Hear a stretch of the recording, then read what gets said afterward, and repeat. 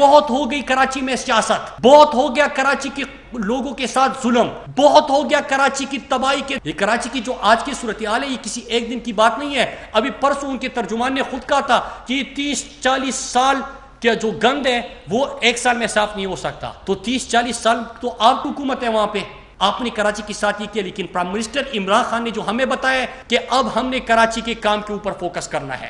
آپ روزانہ بیانات دیتے ہیں، دیتے جائے۔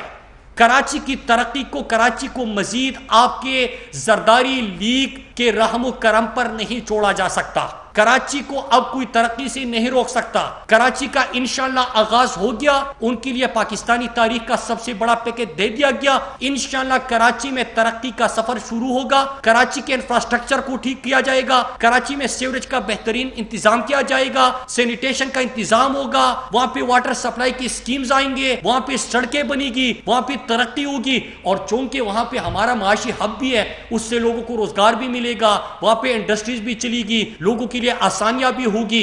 تو یہ تمام چیزیں اب وفاقی حکومت کرنے جا رہی ہے۔ فرزند زرداری سے میں یہ کہتا ہوں کہ آپ کی جو حکومت ہے آپ ان سے پوچھ لیتے یہ کب تک آپ اس قسم کی سیاست کریں گے۔ کرونا کی وبا میں آپ نے سیاست بہت کی اور ان کی خواہش کیا تھی، اللہ کا لاکھ لاکھ شکر ہے۔